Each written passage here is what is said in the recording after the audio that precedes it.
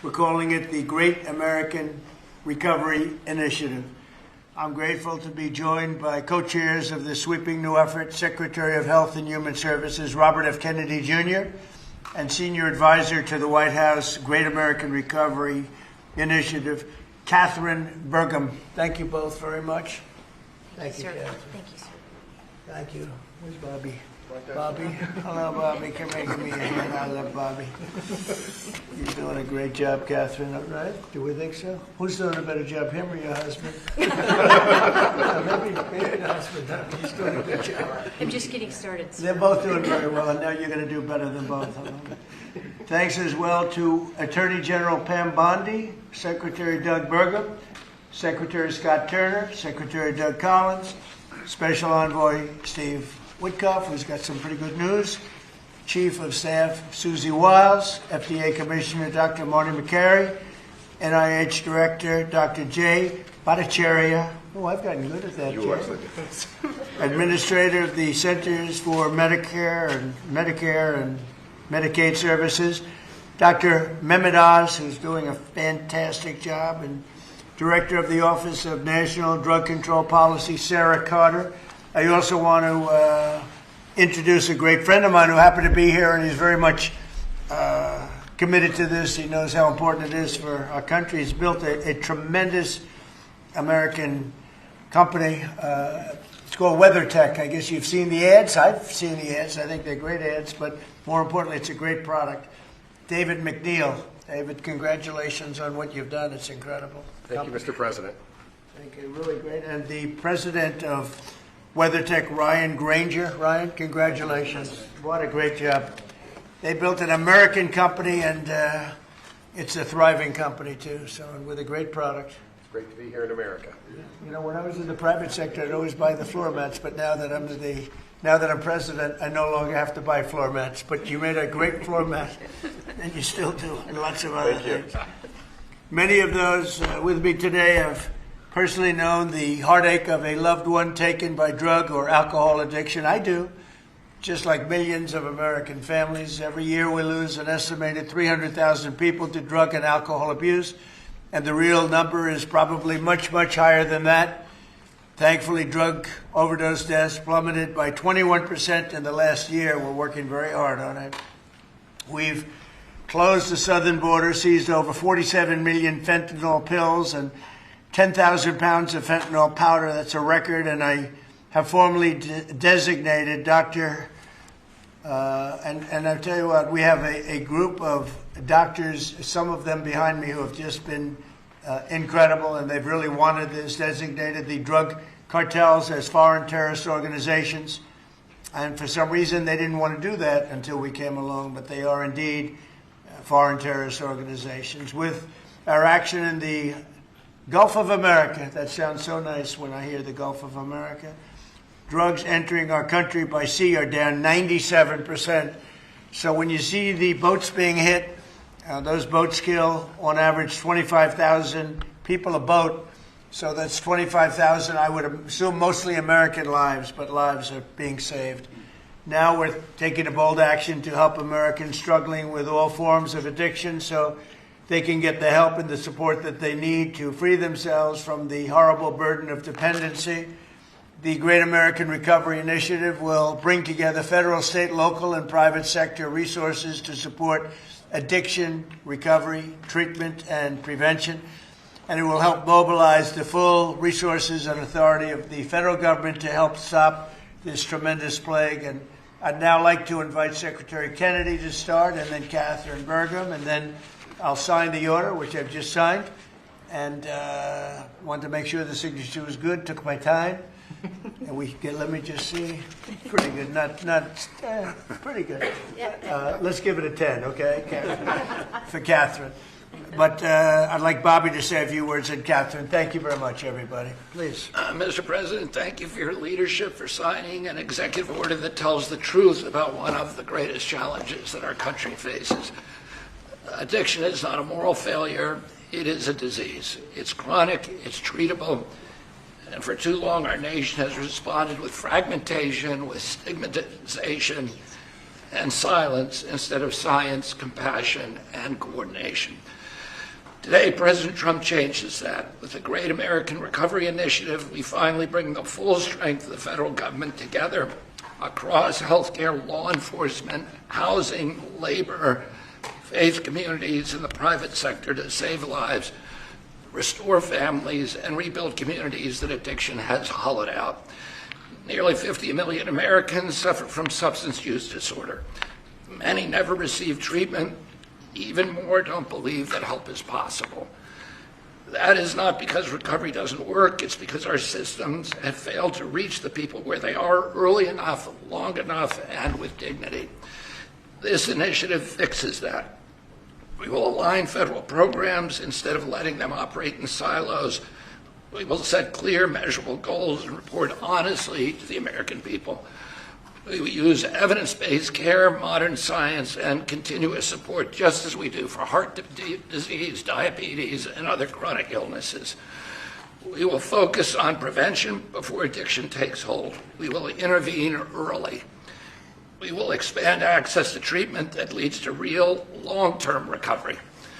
And we will support re-entry because recovery does not end when treatment ends. It succeeds when people return to their families, their jobs, and their communities with purpose and with hope. As co-chair of this initiative alongside of Catherine Burgum, whose leadership and commitment strengthens this work, I pledge urgency, accountability, and honesty. Catherine and I share the experience of having been addicted and long-term recovery. But almost everybody in this room and almost everybody in our country has been touched by addiction. Steve Witkoff, who's here, had an extraordinary son, Andrew, who was a superstar boy, a straight A student, an athlete, and a wonderful leader, and lost that son to addiction. President Trump has talked about his own family's struggle with addiction. All of us are touched. If it touches these people, it can hurt every American. And President Trump has often talked about, with compassion, about the families who lose children to this disease. 100,000 children a year until recently. Now it's about 76,000. Those families are devastated forever. And the cost on it to our country, not only in dollars, but in just the malaise and the despair that it imposes, is incalculable. We are going to listen to states, localities, frontline providers, and tribal nations. We will partner with communities and faith-based organizations. We will work with employers, clinicians, and recovery leaders who know what works on the ground. President Trump has already acted decisively, securing the border against deadly drugs, signing the Halt Fentanyl Act, strengthening treatment programs, expanding access to naloxone, medication-assisted treatments, and investing billions in prevention and recovery. This executive order builds on that record and accelerates it. Recovery is not a side issue, it's an economic issue, a workforce issue, a family issue, a national security issue. When Americans recover, communities grow stronger. When families heal, children thrive. And when we confront addiction with courage instead of complacency, we reclaim the promise of our country. This initiative is about life, it's about responsibility, and it's about building a great American recovery together.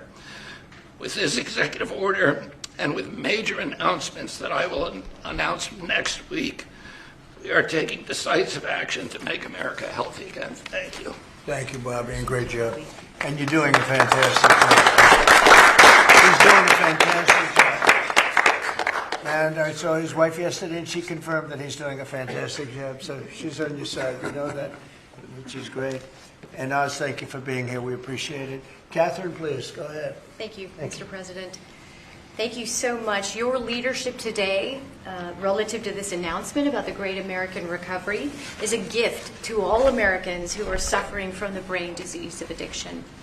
I also want to thank First Lady Melania Trump for her leadership during your first administration, and now the work she's doing championing youth and children, especially related to foster care, where early trauma and instability are often consequences of the disease of addiction.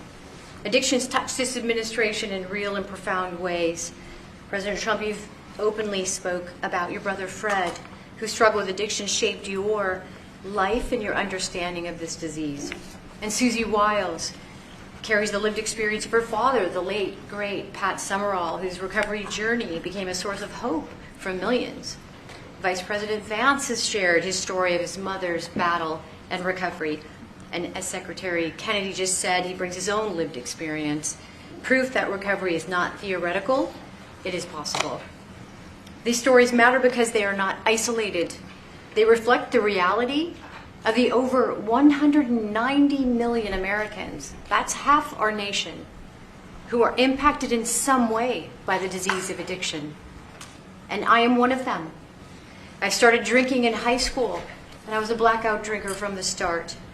For 20 years I struggled, relapsing constantly starting over, constantly trying to stay sober and failing. I reached a point where I truly did not believe there was one single reason for me to keep living, and I was suicidal at the end of my drinking.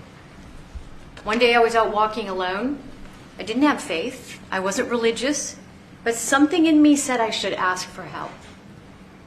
And out loud to no one, because it was just me, I said, I don't know if anyone is there, but I need help. And that was the day I became sober. 15 years later, I found myself somehow standing in front of people as First Lady of North Dakota, thanks to him. But I was asking people to share their stories openly about addiction so we could eliminate the shame and stigma, so more people would reach out for help and more lives could be saved.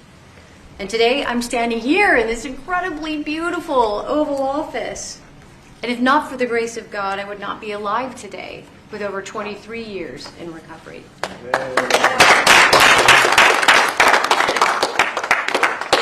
That's why I'm here, and my message is simple: never give up hope for recovery. Mr. President, I also want to thank you for allowing me to stand here with you today. I was in this building in 2017 when the administration announced the national response to the opioid crisis. And nearly a decade later, the crisis remains, and in many ways it has grown worse. Not because we lacked compassion, not because we lack effort, but because we never fully aligned our system with the truth. Addiction is not a moral failure. It is not a character flaw, and it's not simply a behavioral issue. Addiction is a lifelong, chronic, relapsing medical disease as real as diabetes, cancer, and heart disease. And when we fail to treat it as such, we don't treat the disease, and we pay mightily for the consequences.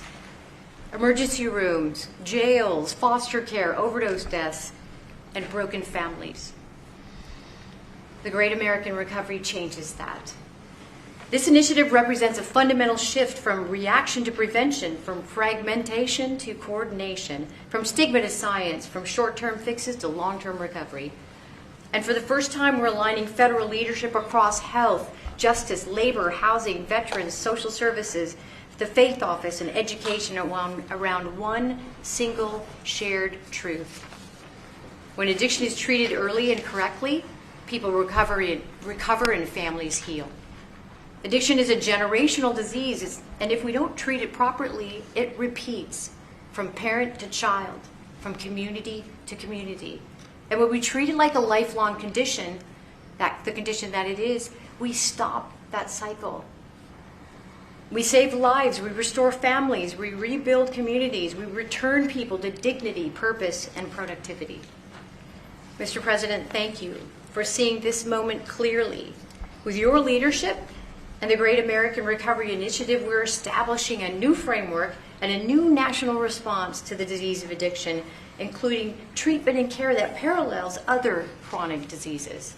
With this framework and treatment, recovery is not the exception, it is the expectation. Thank you. Thank you, darling.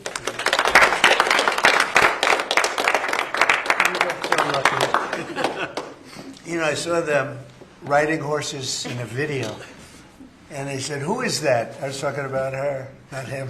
And they explained it. I said, "I'm going to hire him because anybody has somebody like you to be with. It's an amazing tribute, and it's a great couple, amazing couple." And she's very much a part of his big success. He was a fantastic success, as you know, having been one of the most successful business people. And I saw him campaigning, a great governor, two-term governor. He did a fantastic job, North Dakota, and he's done a great job. And I'll tell you what, Catherine's a very big part of it. I see it. It's just really one of the fantastic couples. So I appreciate it. What a beautiful job you've just done. And I'm going to give this to you, and you can figure out what you're going to do with Bobby. You know, but let's have a good picture of the two of them and everyone else. And I'd like to ask Steve Whitcuff also to say a couple of words while we're finished, because he is a very special person who I knew very well, an incredible person. So if you don't mind, Steve, I'll ask you to do that in just a second. All right? Please, Bob.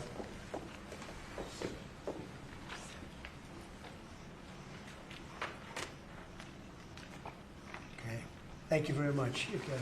Thank you very much. Thank you. Great job. Thank you so much. Steve, please.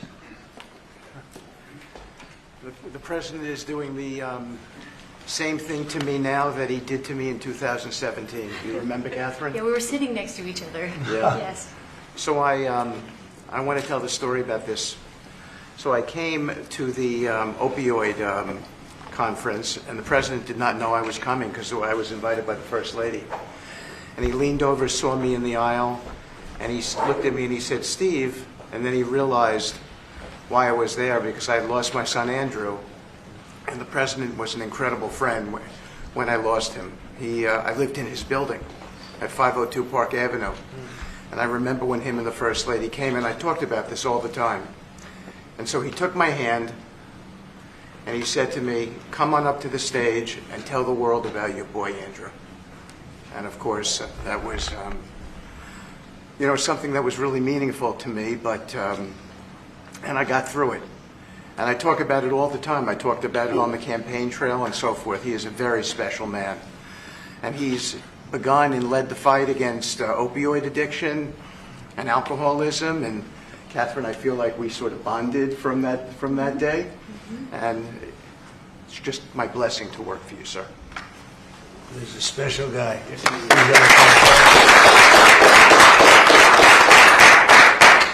He and a group of people, Jared helped and others helped. Steve, peace in the Middle East, and we're there. Yes. A couple of little flames, but they're very little by comparison, and they'll go out quickly. They're already going out. And he's now trying very hard to settle up with Russia and Ukraine, and I think a lot of progress is being made there. And I told that Russia's not doing any shooting for a period of time during this horrendously cold weather. Because of you. So we asked President Putin if they could stop the shooting for a week. They're being hit with proportionately the kind of cold that we're being hit. It's much colder in Ukraine to start off with, but it's really cold now, and he agreed to do that. We appreciated that very much. It's a nasty war. It's a nasty, nasty war. Would anybody else have anything to say? I can say that I am extremely late, but that's okay. Don't worry about me. Would anyone else have anything to say? Doug, you're doing a fantastic job, and we appreciate it. Marty, you are really something special. Everyone's talking about you. Every time, if I don't mention Marty, Bobby always mentions it. So we have a great team. Jay, great. Marty, great. Do you guys want to say something? Thank you. Thank you. Well, historically, with addiction, the entire society has always been reactionary. And that's been the story of healthcare. But at the FDA, we are looking into incredible cutting-edge therapeutics, and we are being proactive, giving them vouchers when we see something that's promising to get an approval as quick as weeks in an era of a 10 to 12-year approval time.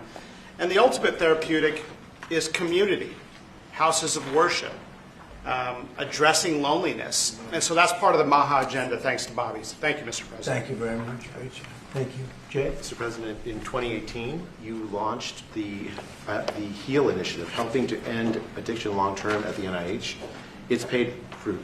It's yielded fruit. The ingenuity of small business has developed products that can deal with pain without opioids. The naloxone, which saves lives, right. That was the fruit of NIH. And for the kinds of investments that are your administration that you made starting from the first Trump turn to now will continue to pay dividends. The kind of research that the NIH is doing it will help turn the tide, make people's lives so much better, restore families. All of the addiction that we've seen, 80,000 deaths we saw, the huge spike in addiction deaths during the first Biden term is going to be a thing of the past, and I'm so proud to be part of And this. fellas, some great things happening, right? Yeah. Marty, there's great, really great things happening, I hear. And some pretty big announcements over a short period of time, right? Yep. Moving drugs over the counter so you don't need a prescription. Yeah, right. Naloxone, which treats opioid, is one of those drugs. And we're being proactive with synthetic 7-OH, a new opioid that's showing up. And we're working with the DOJ on addressing that because chemists are coming up with new opioids faster than the government has been able to keep up. We're going proactive on these new chemicals. That's great. No, I hear fantastic things. Thank you all very much. We really appreciate it a lot. Thank you, Oz. He's doing a fantastic job. Thank you all very much. I appreciate it. Thank you, please. Thank you. Mr. President, can you respond to the new Fox poll that says people think ICE's tactics are too aggressive? Photographers, reporters, we're done. Thank you. Cameras, we're going. Thank you, press. Thank you, guys. Thank you, guys. Thank you. Are we going to flip for this, or what are we going to do? Oh, sorry, I do really? I do have to get it. Come on over. Let's talk, David, for a second. You guys get a good picture.